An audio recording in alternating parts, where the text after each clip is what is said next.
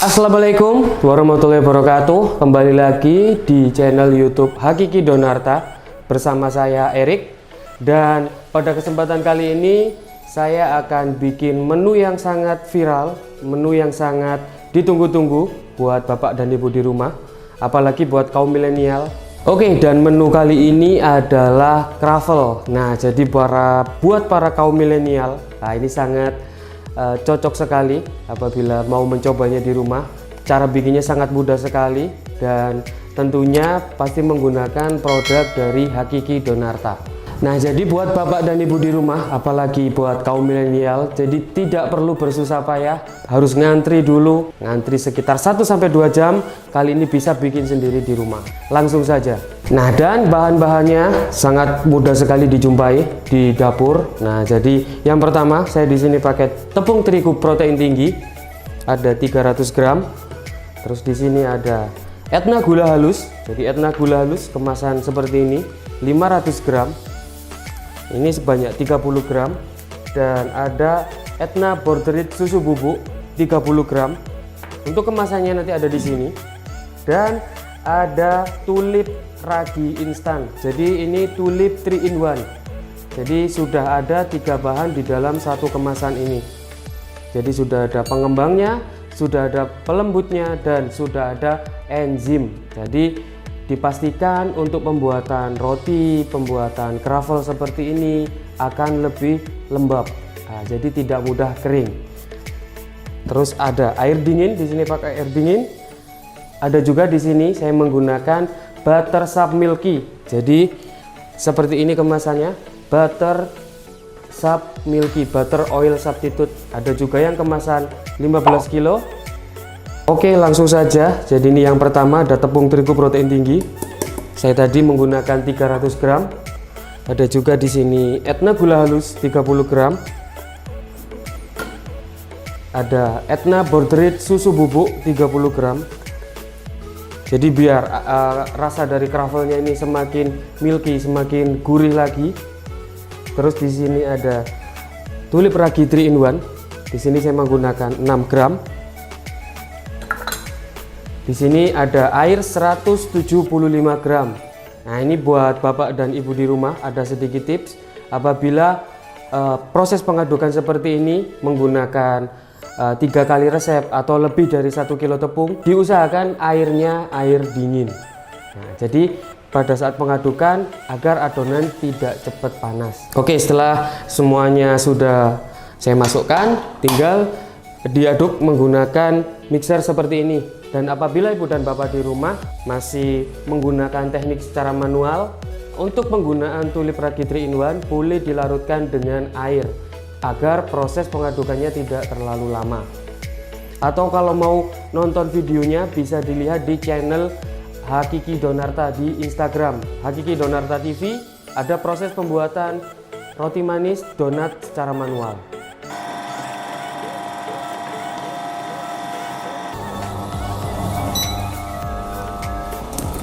Nah, setelah seperti ini, jadi ini adonan sudah gula halusnya, terus ragi tulip 3 in 1-nya sudah larut. Nah, ini sudah bisa dimasukkan Buttersup Milky. Jadi kenapa saya menggunakan Etna gula halus? Karena pada pembuatan croffle hampir sama dengan pembuatan croissant.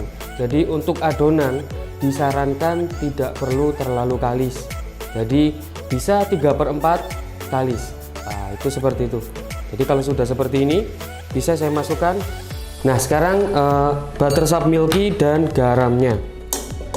Di sini saya garamnya menggunakan 3 gram, jadi ada rasa gurihnya nanti. Terus ini ada Buttersup Milky sebanyak 25 gram. Jadi Buttersup Milky ini adalah pengganti minyak butter dengan 99% minyak di dalamnya. Jadi hampir 0,1% tidak ada kandungan airnya. Jadi dipastikan untuk adonan roti, donat, atau brownies kukus lebih lembab. Jadi setelah masuk seperti ini baru saya aduk sampai 3/4 kalis. Nah, setelah itu baru ada proses penggilingan atau laminasi. Oke, ini sudah 3/4 kalis. Jadi ini saya keluarkan.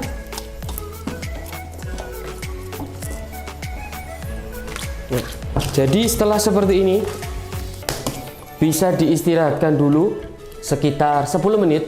Jadi agar adonan rileks. Setelah itu ditambahkan bahan lapisan atau bahan laminasi. Di sini saya menggunakan korsvet. Nah, jadi korsvet ini adalah margarin untuk laminasi croissant. Jadi saya menggunakan margarin saja karena untuk pembikinan atau pembuatan croffle ini tidak diharuskan bentuk croissant yang bagus karena nanti bakalan ditumpuk dengan cetakan waffle. Maka dari itu saya hanya mengambil dari rasa dan aromanya saja. Setelah 10 menit seperti ini bisa ditutup menggunakan plastik, lalu ditambahkan bahan lapisan atau korsvetnya. Di sini saya menggunakan korsvet 100 gram. Jadi bisa ditipiskan seperti ini agar lebih mudah dalam proses laminasinya atau lapisannya. Nah, setelah seperti ini di roll, saya menggunakan rolling pin. Jadi dilebarkan. Untuk lebarnya, panjangnya ini bisa disesuaikan. Jadi tidak perlu harus terlalu panjang, sesuai dengan kemampuan.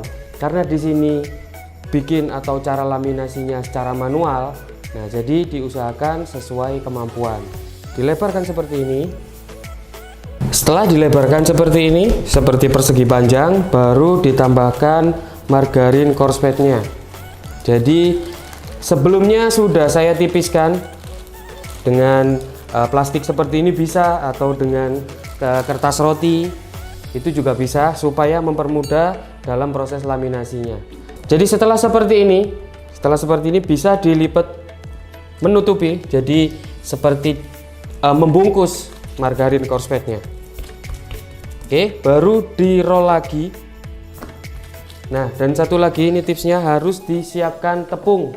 Jadi boleh menggunakan tepung protein sedang, tepung protein tinggi, karena ini untuk taburan saja, jadi tepungnya tidak perlu spesifik.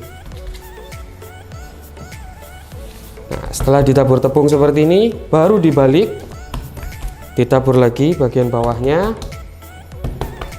baru di roll menggunakan rolling pin.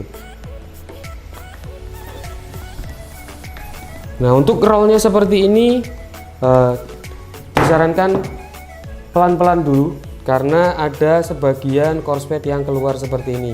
Jadi kalau ada yang keluar seperti ini, bisa sambil ditutup pakai adonan, ditekan. Nah, jadi sambil dirapikan lagi.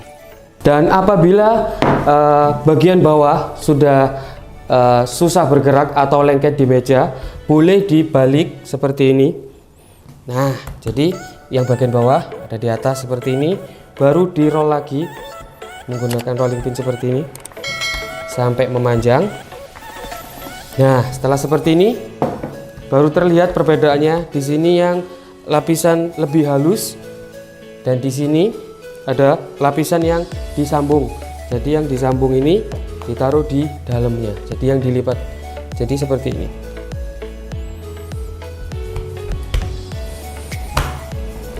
Oke. Nah, lapisan lipatan seperti ini. Nah, ini dinamakan 1 kali single. Nah, jadi buat ibu-ibu dan bapak di rumah bisa melakukan lipatan ini sebanyak 3 kali. Jadi saya menggunakan 3 kali single sudah cukup. Oke, setelah panjang seperti ini baru saya lipat lagi. Nah, ini adalah lipatan 2 kali single, jadi 1 kali lagi melakukan lipatan seperti ini.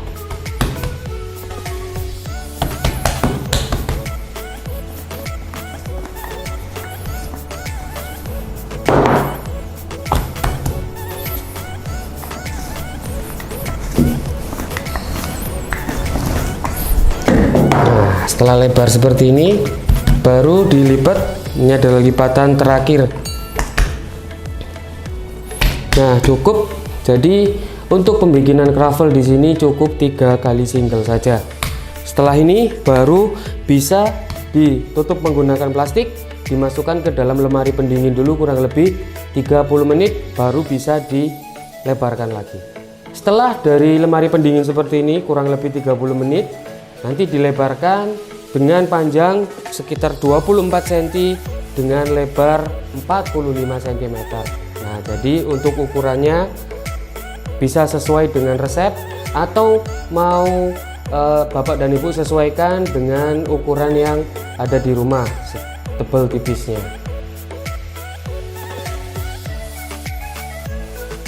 Nah, dan untuk ukurannya, karena ini saya membuatnya bentuk croissant, jadi adalah segitiga sama kaki. Untuk ukurannya, panjangnya seperti ini adalah 22 cm dan lebarnya 10 cm. Dan di sini ada, ambil saya garis tengah 5 cm, terus saya ukur 22 cm ke atas seperti ini, baru saya potong. Nah, setelah itu di garis yang sebelah sini saya tarik ke atas ini. Nah, saya tarik ke atas ini juga. Nah, jadi untuk 5 cm nya sebagai garis tengah. Setelah itu dari sini saya ukur lagi 10 cm ke samping seperti ini, tinggal ditarik ke sini. Nah, jadi untuk ukurannya hanya bikin satu ukuran, yang lainnya mengikuti lebarnya saja.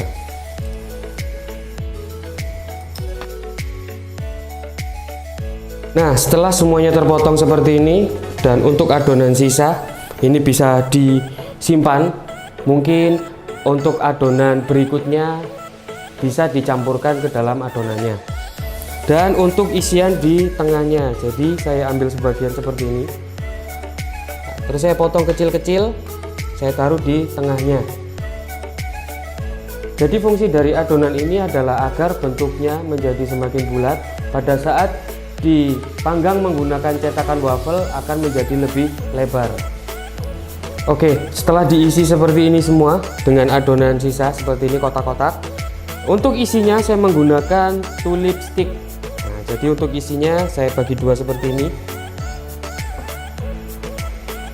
Nah, untuk isinya fleksibel, bisa menggunakan coklat, menggunakan keju, atau menggunakan isian yang lainnya.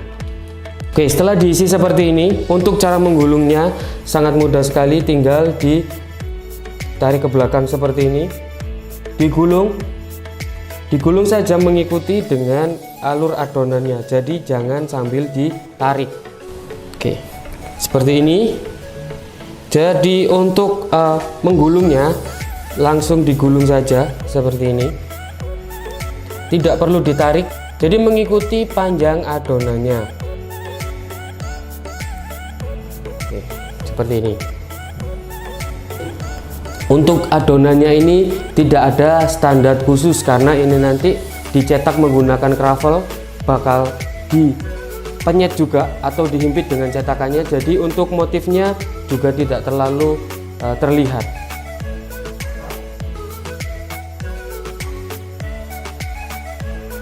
Nah, setelah semuanya dibentuk seperti ini, baru ditaruh di dalam loyang seperti ini. Nah, setelah ini baru di proofing. Nah, untuk proofingnya atau proses pengembangannya membutuhkan waktu kurang lebih 1 jam. Jadi biarkan di suhu ruang. Kalau ada plastik boleh ditutup dengan plastik, biarkan selama 1 jam. Dan untuk ukurannya kurang lebih nanti jadi 2 kali lipat, baru bisa langsung dicetak pada cetakan waffle. Oke, setelah 1 jam seperti ini, adonannya sudah siap untuk dipanggang. Nah, dan kali ini saya panggangnya menggunakan cetakan waffle.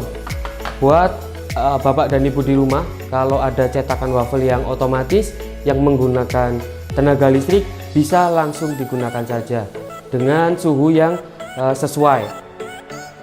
Nah, setelah dipanaskan seperti ini, untuk cetakannya bisa langsung dipanggang saja.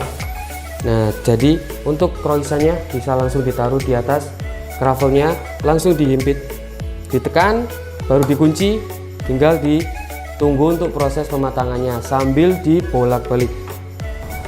Nah, setelah matang seperti ini, baru bisa langsung dituang ke dalam piring.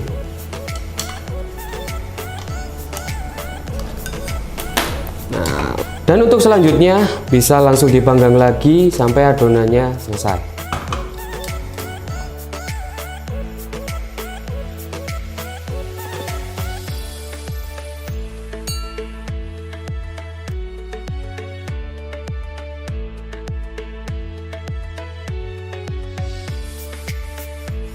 Oke, setelah selesai seperti ini untuk proses pemanggangannya, dan untuk toppingnya di sini saya menggunakan Tulip Vivo topping ice, jadi whipped cream kocok seperti ini, dan saya tambahkan dengan durian cream fill, Etna durian cream fill. Nah, untuk rasa-rasanya bisa disesuaikan.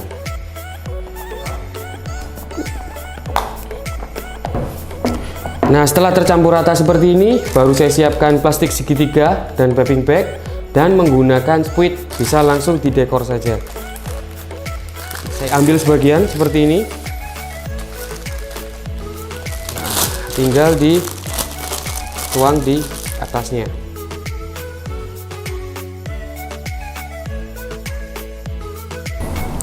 Oke, setelah ditaruh topping atau filling seperti ini, baru bisa langsung dihidangkan. Untuk menikmatinya bisa menggunakan kopi ataupun teh. Sangat mudah sekali bukan resep kali ini? Dan terima kasih buat Bapak Ibu di rumah yang sudah menyaksikan YouTube dari Hakiki Donarta. Jangan lupa di follow Instagram Hakiki Donarta, YouTube Hakiki Donarta, dan Facebooknya juga Hakiki Donarta. Jangan lupa like, komen, dan subscribe. Untuk komennya boleh request menu-menu yang mungkin Bapak dan Ibu di rumah pengen dicoba di video kali ini. Terima kasih, sampai jumpa.